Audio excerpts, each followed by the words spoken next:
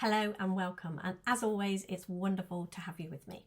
So I decided to make a video today called Heroes and Villains because this is something that's been percolating a little bit for me, and I just thought this would be a fun way to share the message that I share.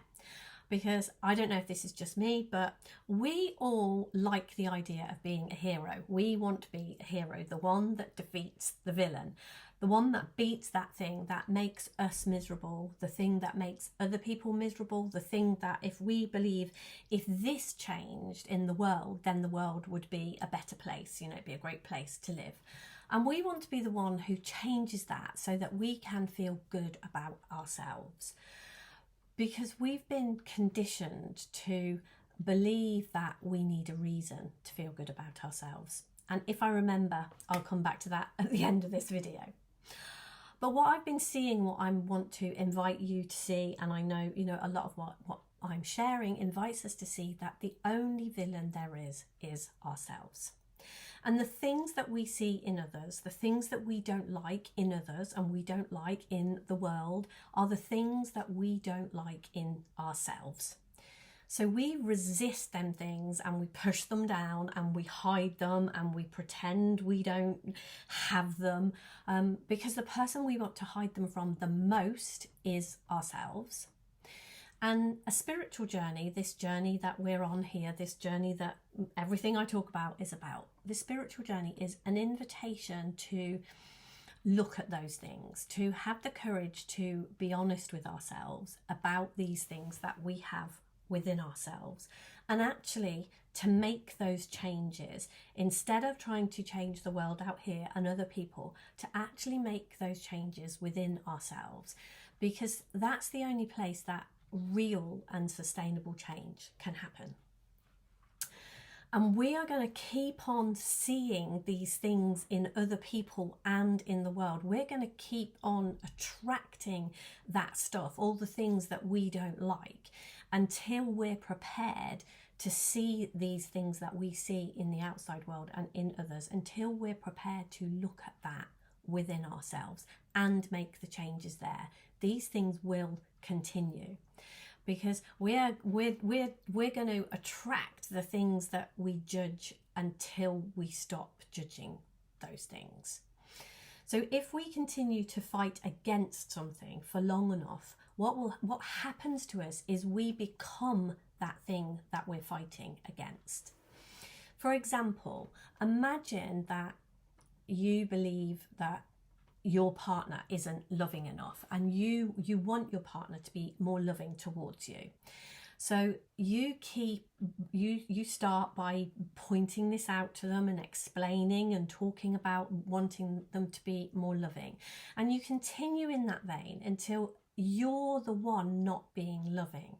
And you do this so much that you stop being loving towards your partner and you actually become the thing that you wanted to change. You become more of that and create more of it. Whereas if you were to, instead of looking and thinking, I want my partner to be more loving towards me, they need to be different. If you become the most loving partner in the world, especially and even more so when your partner is seemingly being unloving towards you, then I guarantee that the amount of love you have in your life will increase tenfold. Now, if you become the thing that you want, this is why it works, because if you become the thing you want, it will increase. If you become the thing that you don't want, it will increase. And fighting against is always going to bring you into the energy of the thing that you don't want. Which is why stuff like in our world, we see it in magazines and in the news and things like this all the time. It's why weight loss and abuse and cancer, well actually weight gain I guess, and anxiety and depression, all of these things are on the increase. We see more and more of them all the time. It's because of the huge wave of energy that we personally and as a society are expressing to eliminate them. And that is actually their life force. That is what keeps them alive. That will never destroy them. You know, having this energy against them is simply never going to destroy them. It's what is going to keep them there. It's what is going to keep them in place. So we have to stop this fight, and we have to learn to go in the opposite direction. So what does that mean? It means things like surrender, letting go, acceptance, and loving the things that we are at the moment fighting. Because as I said, it is our fighting that is keeping them alive. That's what is the force that keeps them there. So this is why, you know, a spiritual journey for some of us can be quite a challenge, because we are being asked to look at ourselves, accept that these things that we don't want in the world are actually within us, and to change that, to do something different, we have to be loving and accepting of those things. And alchemy, when you think of, I absolutely love alchemy, and when you think of how alchemy works, it works because all things that are opposite from each other are simply degrees of the same thing. If you think of love and hate, they are exactly the same thing, just degrees. It's like hot and cold. You know, where does cold suddenly become hot, and where does hot become cold?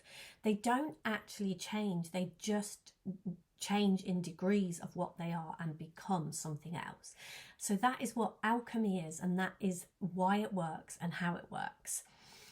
But equally, they're not on opposite ends of a scale like this. These things are actually a circle, which is why whatever direction you go in, you're eventually going to end up being the opposite thing to what it is, you know, to where you're headed. It's a big circle.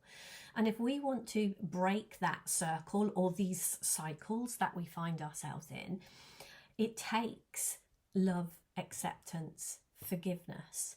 And I know another thing that we talk about a lot, gratitude. Gratitude is like rocket fuel to these things. It really, you know, when we feel gratitude towards seeing these things in ourselves and what that allows us to open up and change within ourselves, that is like rocket fuel to bring us back into alignment of who it is we truly want to be. And I said at the beginning of the video that I was going to, if I remembered, which I have, come back round and talk just a little bit more about this idea. You know, the reason that we want to be a hero is because we have been conditioned to believe that we need to do something or be something to feel better about ourselves. And the other thing about a spiritual journey is that it is very, very much an invitation to see that we are already whole and complete. You know, we already have divinity. We are already a part of that. There is nothing within us that needs to be